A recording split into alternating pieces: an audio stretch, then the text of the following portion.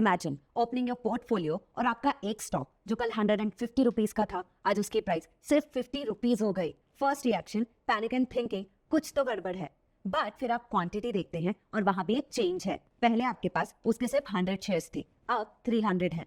Portfolio value exactly same, कोई crash नहीं, कोई एपेरा नहीं, कोई स्कैम नहीं। It's a simple corporate action which is called stock split. इसको ऐसा समझो जैसे आपके पास एक 2000 रुपीज का नोट था, किसी ने उसे 5 नोट्स ऑफ 400 में बदल दिया। वैल्यू सेम, बस क्वांटिटी बढ़ गई। बड़ी बड़ी कंपनीज जैसे विप्रो, इन्फोसिस, टाइटन और रिलायंस इंडस्ट्रीज ने कई बार स्टॉक स्प्लिट्स अनाउंस करे हैं। हेलो फ्रेंड्स, मैं हूं मानसी और आप देख रहे हैं अरिहंत प्लस का कॉर्पोरेट एक्शन सीरीज। इस सीरीज में हम आपको एक एक करके कॉर्पोरेट एक्शन सिंपल वर्ड्स में एक्सप्लेन करेंगे। इस सीरीज में हम सबसे पहले बात करेंगे स्टॉक स्प्लिट की। This corporate action is not a simple price change. ये कंपनी का एक strategic decision है that company takes for several reasons, like making the shares affordable to influencing future price movements. Before we understand stock split क्या होता है, पहले एक basic चीज समझते हैं। जब कोई कंपनी पब्लिक होती है तो वो अपनी ओनरशिप को छोटे छोटे पीसेस में डिवाइड कर देती है। इन्हीं पीसेस को हम शेयर्स बोलते हैं। नाउ लेट्स से एक कंपनी है जिसका टोटल वैल्यू है 20,000 करोड़ रुपीस और उसकी ओनरशिप 10 करोड़ शेयर्स में डिवाइडेड है। तो एक शेयर की प्राइस कितनी होगी? 2000 रुपीज पर शेयर।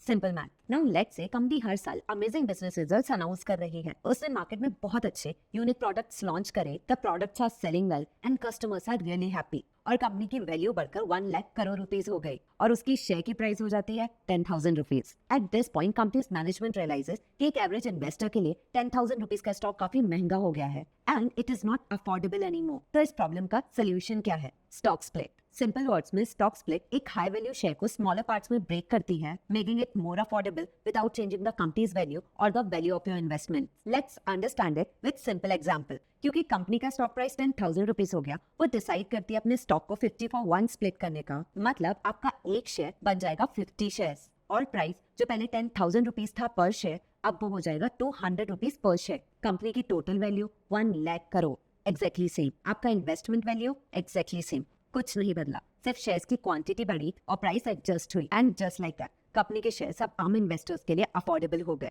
नेचुरली क्वेश्चन आता है, अगर वैल्यू में कोई फर्क ही नहीं पड़ा तो कंपनी से करती क्यों है? ये 3 की रीजंस हैं व्हाई। पहला है एक्सेसिबिलिटी। अगर आप हर महीने 2,000 रुपीज इन्वेस्ट करते हैं और वो शेयर 10,000 रुपीज का है तो आप वो शेयर अफोर्ड ही नहीं कर पाएंगे। बट स्प्लिट के बाद अगर वही शेयर 200 रुपीज का हो जाए तो most investors will be able to afford it. यही रीजन था 2021 में IRCTC ने 1:5 स्टॉक स्प्लिट अनाउंस किया। इनफैक्ट इन्फोसिस और टाइटन जैसी कंपनीज ने मल्टीपल स्टॉक स्प्लिट उनकी हिस्ट्री में अनाउंस करे। If they wouldn't have done that, आज उनके एक स्टॉक की प्राइस लाखों में होती। दूसरा है लिक्विडिटी। जब मार्केट में अवेलेबल शेयर्स की क्वांटिटी बढ़ जाती है तो ट्रेडिंग स्मूथ हो जाती है, ज्यादा बायर्स, ज्यादा सेलर्स, एंटर करना आसान, एग्जिट करना आसान। एक लिक्विड स्टॉक में आप फंस सकते हो, जब बेचना चाहे तब बायर ना मिले, जब खरीदना चाहे तब सेलर ना मिले।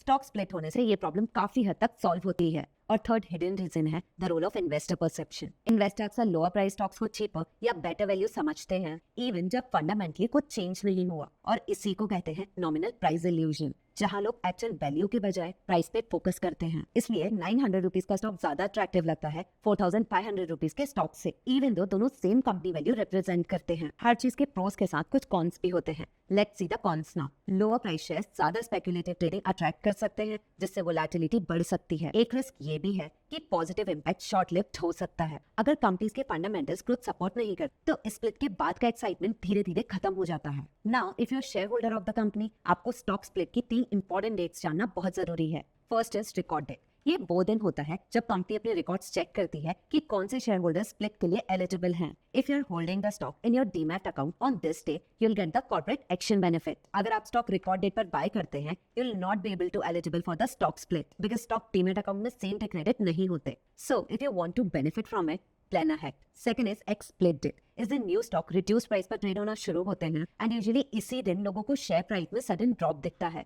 Third is credit date. ये वो दिन होता है जब एडिशनल शेयर्स आपके डीमैट अकाउंट में क्रेडिट होंगे। Usually this happens after 1 or 2 business days of record date. इसलिए अगर आपको immediately updated number of shares ना दिखे तो पैनिक करने की जरूरत नहीं है, ये बिल्कुल नॉर्मल है। बिफोर वी क्लोज, एक और इम्पोर्टेंट कॉन्सेप्ट क्विकली समझ लेते हैं। Reverse stock split. जैसे स्टॉक स्प्लिट्स होते हैं वैसे ही कंपनीज रिवर्स स्टॉक स्प्लिट भी करती हैं। As the name suggest, it is exactly the opposite of stock split. इसमें शेयर्स की क्वांटिटी कम होती है और प्राइस बढ़ जाती है, of course without impacting your holding value. मान लीजिए आपके पास 10 शेयर्स हैं, 50 rupees each. If the company announces 1 for 5 reverse split, then reverse split के बाद हो जाएंगे 2 shares of 250 rupees each, value same. ये यूजुअली तब हो रहा होता है जब स्टॉक प्राइस कंटिन्यूअसली गिर रहे हो, कंपनी हाई डेप्ट में हो या वीक अर्निंग्स हो या स्टॉक में लो इंटरेस्ट या लिक्विडिटी हो। Companies like Yes Bank, Reliance Communication and Suzlon Energy, these companies have attempted a reverse stock split to maintain its stock exchange listing. So to sum it all up, as an investor, ये आपकी stock split आपकी wealth या company में आपकी ownership change नहीं करता। Companies mainly do this to make their share more accessible,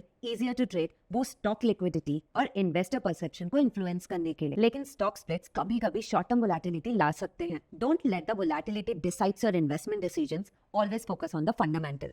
और हाँ, स्टॉक स्प्लिट एक टैक्सेबल इवेंट नहीं होता। While it might show a loss in your app temporarily, reality में आपको कोई लॉस नहीं हुआ है। You still own the same value. If you found this video helpful, तो प्लीज लाइक करें और आर्यन प्लस को सब्सक्राइब करना मत भूलिए, क्योंकि इस कॉर्पोरेट एक्शन सीरीज में आगे भी ऐसा ही कंटेंट आ रहा है। Bonus shares, buyback, right issue, सब कुछ सिंपल वर्ड्स में आपके लिए। इन्वेस्टिंग में सबसे बड़ा एज होता है सही नॉलेज, और हम चाहते हैं कि वो एज आपके पास भी हो। मिलते हैं नेक्स्ट वीडियो में।